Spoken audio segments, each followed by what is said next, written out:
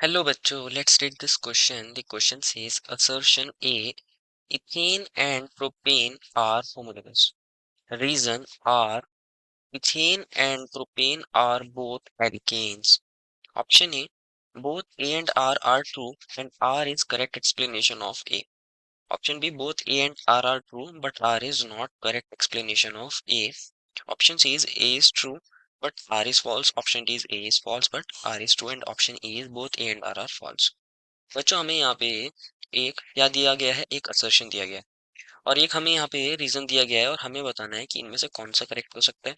दोनों इनकरेक्ट भी हो सकते हैं और अगर दोनों ही करेक्ट हैं तो क्या रीजन हमारा करेक्ट एक्सप्लेनेशन होगा हमारे असर्शन के लिए या फिर नहीं। तो फर्स्ट ऑफ ऑल बात करते हैं इस क्वेश्चन में हमारे की कंसेप्ट के बारे में।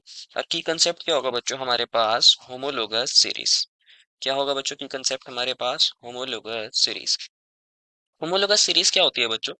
हमारे पास या तो किसी हमारी सीरीज को या किसी ग्रुप ऑफ ऑर्गेनिक कंपाउंड को हम क्या बोलते हैं? होमोलोगस सीरीज बोलते हैं अगर उनके अंदर हमारे पास एक स्पेसिफिक एक कैरेक्टरिस्टिक फंक्शनल ग्रुप हो। क्या मतलब?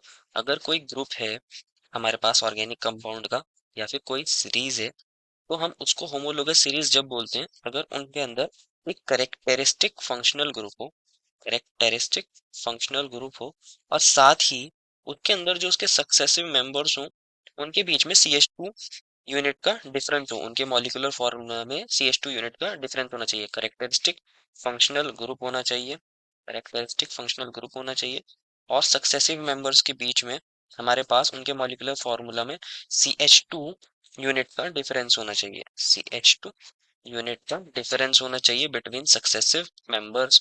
उस सीरीज को हम क्या बोलते हैं? हम उस सीरीज को बोलते हैं होमोलोगस सीरीज। क्या बोलते हैं बच्चों? होमोलोगस सीरीज बोलते हैं। फॉर एन एग्जाम्पल अभी समझते हैं क्या मतलब है इसका। अगर आप देखोगे बच्चों, मैं अगर एक मीथेन ले लूं, मैं एक मीथेन ले लूं और एक इथेन ले लूं, इथेन को भी ले लेते हैं बच्चों, तो मीथेन का फॉर्मूला क्या होता है? CH4। और हमारे पास इथेन का फॉर्मूला क्या होता है बच्चों?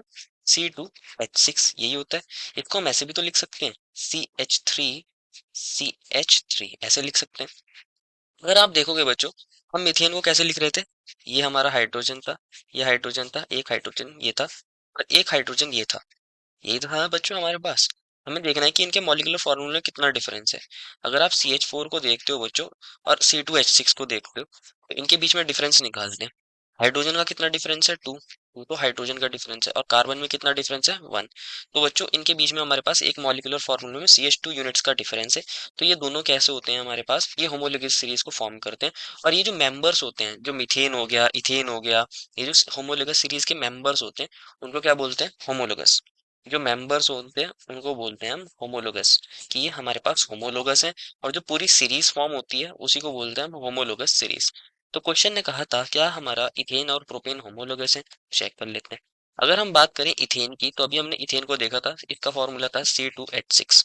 ये कौन था हमारा? इथेन था। और अगर बात करें हम प्रोपेन की तो प्रोपेन का फॉर्मूला क्या होता है? हमारे पास जनरल फॉर्मूला एल्केन का क्या होता है? CnH2n+2। हमारे पास प्रोपेन में 3 कार्बन होंगे तो हम यहाँ लिखेंगे C3 और H कितना हो जाएगा? 2 × 3 + 2 दैट इज 8। तो अगर अब हम इनके मॉलिक्यूलर फॉर्मूले में डिफरेंस देखते हैं तो ये C3H8 है और एक हमारे पास C2H6 है। तो मॉलिक्यूलर फॉर्मूले में एक कार्बन का डिफरेंस यहाँ आ गया और हाइड्रोजन में 2 का डिफरेंस है। तो हमारे पास यहाँ इनके मॉलिक्यूलर फॉर्मूला में CH2 यूनिट का डिफरेंस है। तो ये हमारे पास कैसे हो गए? होमोलोगस सीरीज हो गए और ये एक ही फैमिली को बिलोंग करते हैं। तो यहाँ करेक्टरिस्टिक फंक्शनल ग्रुप है, एल्केन वाला प्रॉपर्टी है, तो ये हमारे पास होमोलोगस होंगे। तो जो हमारे पास असर्शन दिया है वो वाली बात बिल्कुल करेक्ट। रीजन में बोला इथेन और प्रोपेन जो होते हैं दोनों एल्केन होते हैं, ये बात बिल्कुल सही है बच्चों। क्योंकि बस हमारे पास जो एल्केन्स का जनरल फॉर्मूला होता है, एल्केन्स का जनरल फॉर्मूला क्या होता है? CnH2n+2। अगर हम इसके अंदर n की वैल्यू को 2 रख देते हैं, n की वैल्यू को 2 रख देंगे तो हमारे पास बन जाएगा Cn2⁴+2 that is 6, that is ethane. 2 carbon का एल्केन इथेन होता है। और अगर n की वैल्यू को हम 3 रख देंगे तो हमारे पास बनेगा C3 and 2 × 3 = 6 + 2 8 that is propane. 3 carbon का एल्केन प्रोपेन, ये दोनों हमारे क्या होते हैं? एल्केन होते हैं। तो रीजन भी सही बात है, बिल्कुल रीजन करेक्ट। अब चेक करना है क्या रीजन करेक्ट एक्सप्लेनेशन होगा हमारे असर्शन के लिए। बच्चों हमारा असर्शन क्या था कि इथेन और प्रोपेन होमोलोगस हैं। क्यों होमोलोगस हैं? क्योंकि उनके मॉलिक्यूलर फॉर्मूले में CH2 यूनिट का डिफरेंस है और वो एक particular organic family of compounds को बिलोंग करते हैं जिसका मतलब है एल्केन्स। सिर्फ एल्केन्स होने की वजह से वो होमोलोगस नहीं है, बल्कि वो उसके सक्सेसिव मेंबर्स हैं और उनके बीच में CH2 यूनिट्स का डिफरेंस है, इस वजह से वो होमोलोगस है। तो इस वजह से वो होमोलोगस होते हैं। तो जो हमारा रीजन है वो करेक्ट एक्सप्लेनेशन नहीं है हमारे असर्शन के लिए। फिर वो final answer is option number B. I hope you understood it well and best of luck.